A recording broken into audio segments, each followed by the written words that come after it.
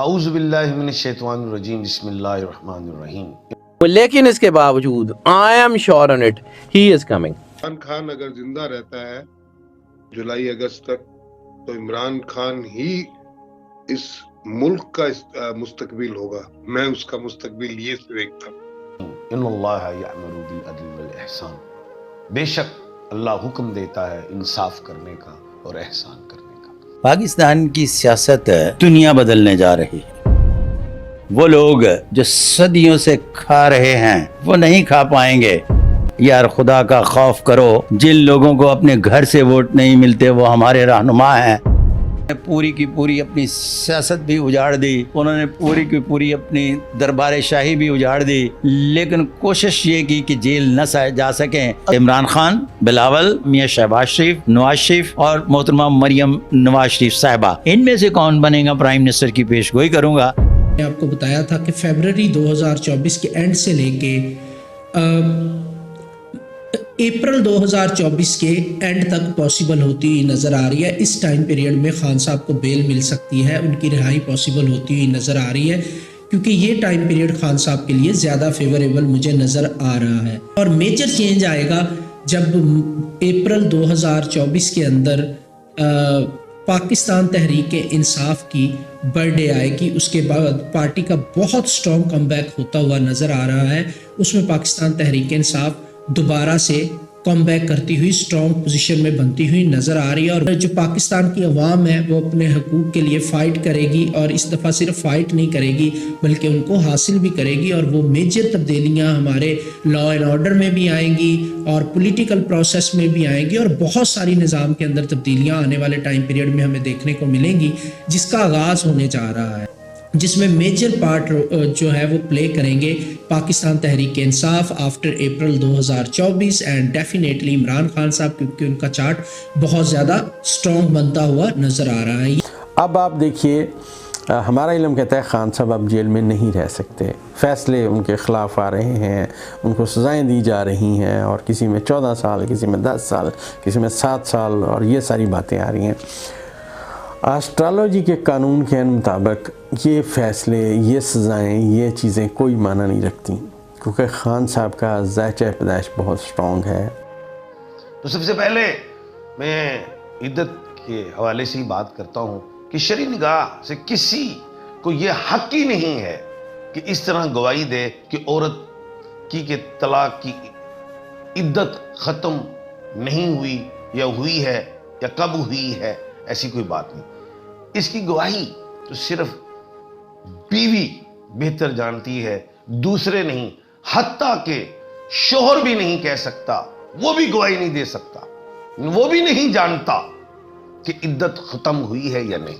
लेकिन उसमें आजाद उम्मीदवार जो हैं बहुत ज्यादा जीत चुके होंगे, एंड इस तरफ भी बात जाएगी, और इमरान खान साहब को भी इसके बेनिफिट्स मिलेंगे, और बिल्कुल मिलेंगे।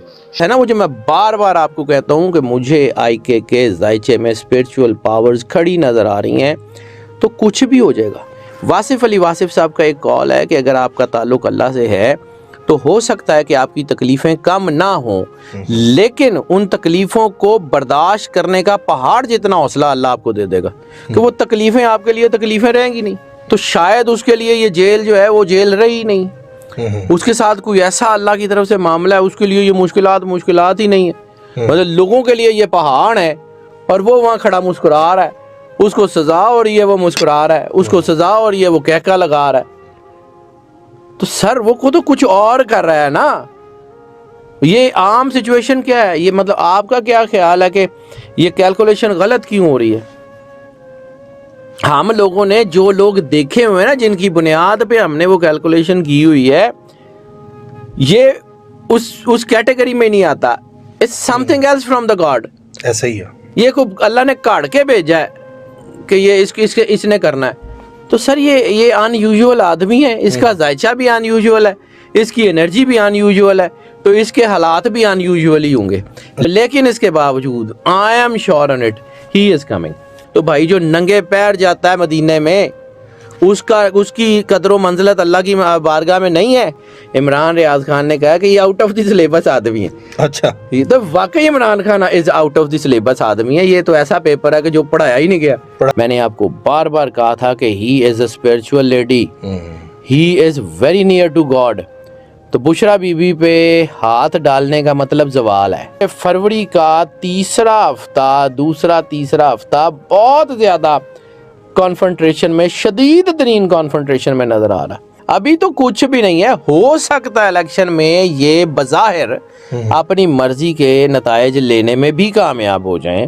अच्छा, लेकिन उसके बाद जो तबाही होगी, हो सकता है साल में 2 इलेक्शन करवाने पड़ जाए। मुझे लगता है कि ये पूरा पाकिस्तान का निज़ाम बदलना है। मुझे लगता है कि ये चीज़ें जो है ना, ये टूटनी है। ये जितनी शदीद तरीन ग्रिप है, जितनी कुर्बानियाँ हो रही हैं, जितनी, और मैं बिल्कुल इस बात पे कन्विंस्ड हूँ कि मुझे लगता है अल्लाह करे कि इलेक्शन का दिन 8 फरवरी पूरा हो। आपने कहा था कि इमरान खान का जायचा बड़ा स्ट्रॉन्ग है। देखिए दोस्तों, हमने हर हाल में जायचे को बयान करना है। इमरान खान अगर जिंदा रहता है जुलाई अगस्त तक, तो इमरान खान ही इस मुल्क का मुस्तकबिल होगा। मैं उसका मुस्तकबिल ये देखता हूँ। तो वो मुकाबले से बाहर तो आप उसको जीते जी नहीं कर सकते। सही फ्री एंड फेयर इलेक्शन होते हैं तो इनको एक सीट, अपनी सीट बचानी मुश्किल है।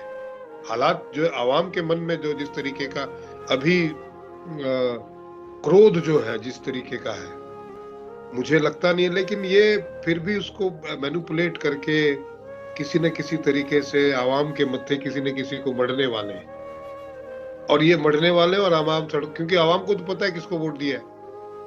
एक स्टेज ऊपर है, ऊपर वाले ने आपको इंसान बनाया, तो आपके लिए चींटियां एक है, तो ऊपर वाले के लिए, स्टार्स के लिए आप कैसे होंगे? चींटियों से छोटे हैं हम। सही बात है, कोई हैसियत नहीं है। बिल्कुल, वो जिस दिन रगड़ता है स्टार कभी भी, और वो रहम भी नहीं करता।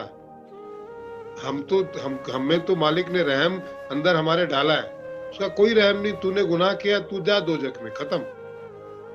और ऐसा दोजख देता है कि आप आवाज भी नहीं कर सकते। नहीं है।